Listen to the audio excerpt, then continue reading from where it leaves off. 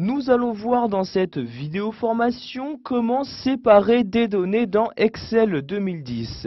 Cela vous servira par exemple pour ne pas avoir à réécrire les différentes données dont vous avez besoin. Donc pour commencer, nous allons voir que ce tableur nous propose une méthode automatique pour y arriver.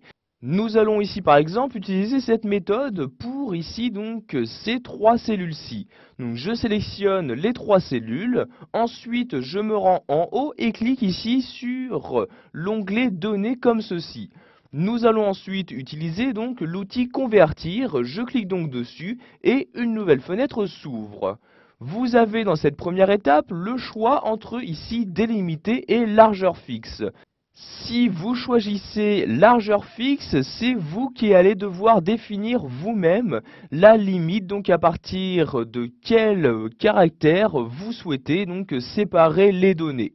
Donc ici, nous allons donc choisir délimiter, nous allons donc rentrer certains paramètres pour qu'Excel fasse automatiquement cette séparation. Donc je coche bien ici la case délimiter, puis je clique sur suivant pour passer à l'étape suivante. Donc dans cette étape, vous allez tout d'abord choisir quel séparateur, donc à partir de quel caractère vous souhaitez que l'espace soit créé.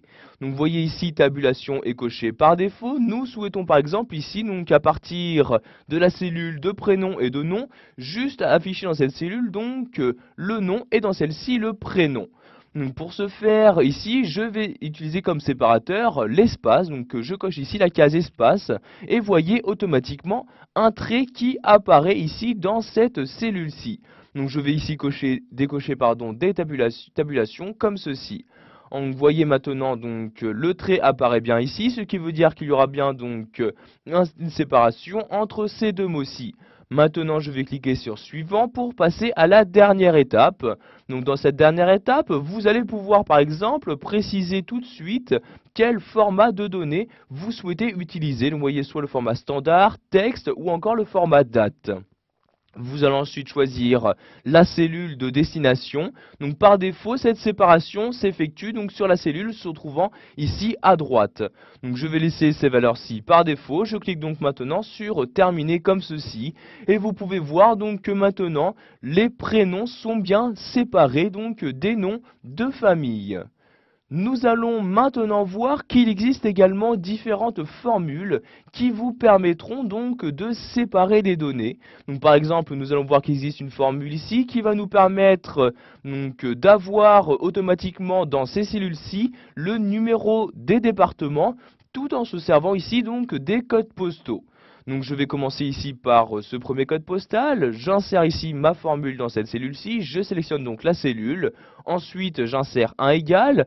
Nous allons donc ici récupérer les deux premiers caractères se trouvant sur la gauche, c'est pourquoi nous utilisons la formule gauche. Donc ici j'écris gauche, donc vous voyez la formule apparaître dans le sous-menu ici, je double-clique donc dessus pour l'utiliser. Comme premier argument, vous allez préciser donc à Excel quel texte, donc à partir de quelle cellule vous souhaitez utiliser cette formule. Donc ici je vais utiliser cette cellule-ci, je clique donc dessus pour la sélectionner et vous la voyez ici apparaître dans la formule. Maintenant j'insère un point virgule et vous allez maintenant préciser combien de caractères vous souhaitez donc copier dans cette cellule-ci. Donc ici par exemple pour le numéro de département, je vais juste copier les deux premiers caractères se trouvant sur la gauche.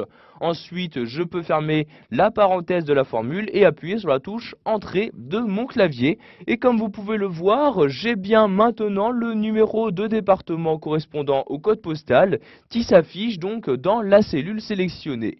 Je vais maintenant automatiser cette formule pour que celle-ci s'adapte sur tous les codes postaux donc ici présents. Donc je sélectionne ici donc la cellule avec la formule et je l'étends donc comme toute autre formule comme ceci. Je lâche le clic de ma souris et j'ai pu donc grâce à cette formule en très peu de temps avoir donc tous les numéros des départements. Donc si vous souhaitez maintenant donc faire de même, mais cette fois-ci, donc copier les caractères se trouvant sur la droite, sachez qu'il existe également la formule droite. Voilà, vous avez maintenant la possibilité de séparer des données dans Excel 2010 en utilisant la méthode automatique ou une formule proposée.